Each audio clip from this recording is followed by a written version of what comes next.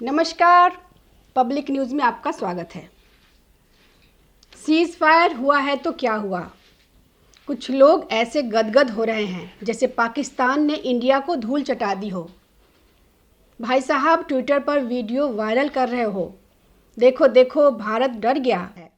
पाकिस्तान कह रहा है कि उसने भारत के एयरबेस तबाह कर दिए, S-400 सिस्टम ख़त्म कर दिया और तो और सोशल मीडिया पर ऐसे जश्न मना रहे हैं जैसे बाघा बॉर्डर दिल्ली शिफ्ट कर दिया हो। लेकिन इन अफवाहों की धज्जियां तब उड़ी जब नरेंद्र मोदी खुद एयरबेस पर पहुंच गए। कैमरों के सामने फुल विजिबिलिटी में पूरा एयरबेस सलामत। भाई जिसने उन्होंने उड़ा दिया था वो खड़ा था और मोदी जी उसके बगल में खड़े थे। अब पाकिस्तान के ट्रोल्स क्या करें? कह रहे हैं कि फ़ोटोज़ पुरानी है। अरे भाई फ़ोटो पुरानी है या तुम्हारी सोच?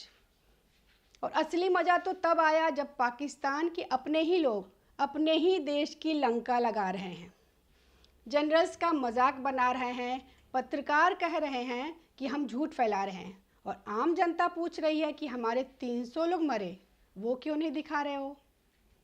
अब बताओ, जंग जीत ली और फिर भी जनता भूखी। भाई पाकिस्तान का तो ये हाल है कि वहाँ अब सेना और ISI में भी कलेश चल रहा है।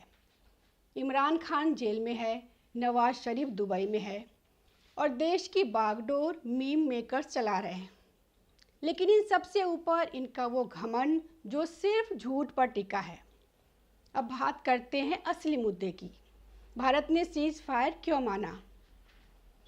देखिए, जंग कोई व्हाट्सएप यूनिवर्सिटी से नहीं लड़ी जाती, बटन दबाओ और सब उड़ाओ। ये फिल्मों में होता है, हकीकत में पहले कूटनीति चलती है, फिर रणनीति बनती है, फिर जब आप मारते हो तो दुनिया चुपचाप बैठकर देखती है और यही काम भारत कर रहा है। मोदी सरकार की नीति रही है कि पहले माहौल बनाओ फिर चाल चलो। जैसे चाणक्य कहा करते थे, युद्ध जीतने के लिए सबसे पहले दुश्मन की नीति को ख़त्म करो, और यही हुआ। भारत ने शांति की बात की, सीज़ फायर किया और अमेरिका को इस सीज़ फायर का गारंटर बना दिया।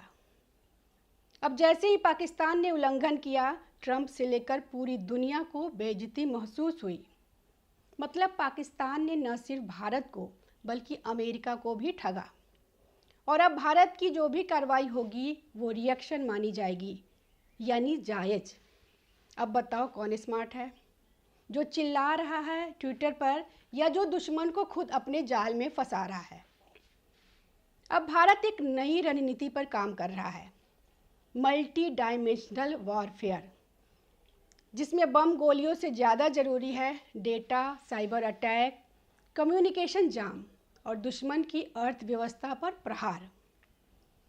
बलूचिस्तान में जो हो रहा है, गिलगिट बाल्टिस्तान में जो असंतोष है, वो यूं ही नहीं है, ये सब प्रॉक्सी स्ट्रेटजी का हिस्सा है। और याद रखना, इस सरकार ने अनुच्छेद 370 हटाया है, राम मंदिर बनवाया है और बालाकोट में घुस के मारा है। अगर अभी जवाब नहीं आया तो इसका मतलब यह नहीं है कि जवाब नहीं आएगा। इसका मतलब है कि जवाब बहुत सोच समझ कर आएगा और जब आएगा तो वो इतिहास बनेगा।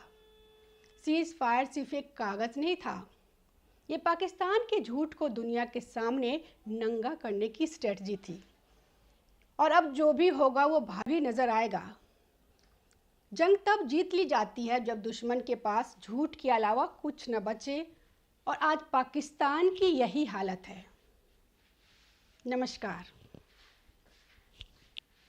ताज़ा खबरों से जुड़े रहने के लिए हमारे चैनल को सब्सक्राइब करें और बेल आइकन को दबाना ना भूलें, ताकि हर खबर की नोटिफिकेशन आपको मिलती रहे।